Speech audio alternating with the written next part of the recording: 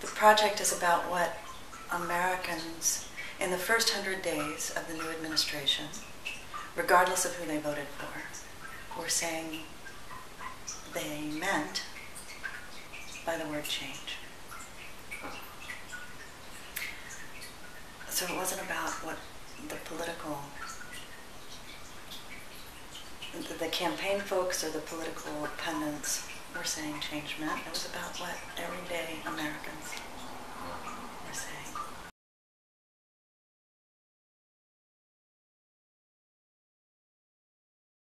Well, it was sort of one of those, Catherine Bateson, Margaret Mead's daughter, Gregory Bateson's daughter, wrote a book about the periphery of things.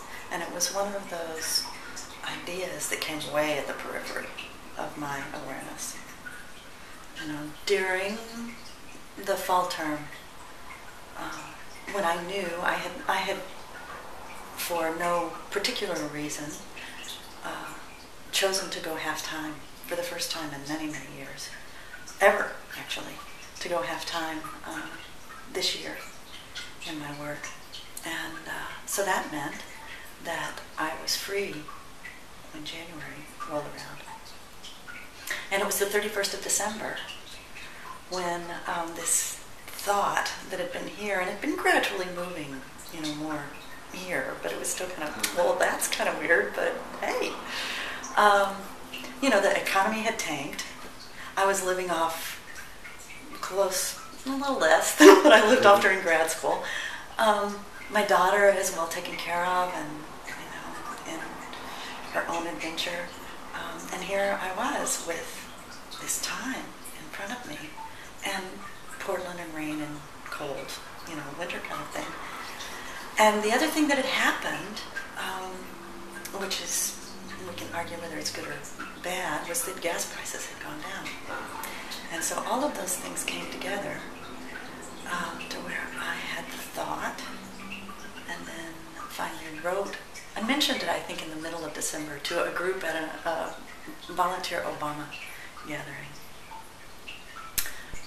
which reveals my how I wrote it. But I do want to say more about that. So by the 31st, I was writing friends and family on Gmail saying, I've got this idea, and because I'm writing you, I think I'm really going to do it. I'm going to drive around the country asking people what they mean when they say the word change. And so that was the 31st of December when I wrote that email. Within 2 weeks, there was not one place in the whole country where I would have to stay in a hotel. I have to rent a room. Friends, friends of friends, friends of friends of friends. Amazing. Truly amazing.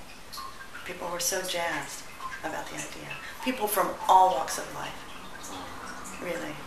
It was some of the wealthiest and some of the humblest and some of the, you know, all different ethnicities and all different sexual orientations. And this is my great fortune in my own friendship network, but nonetheless. And so that then turned into my having both interviews that people along the way thought would be cool people for me to talk with, and then many spontaneous on the street, mostly in the coffee shop interviews. And so that I only drove around for 50 days. And so the other 50 I spent around here. So I did most of my interviewing between February 2nd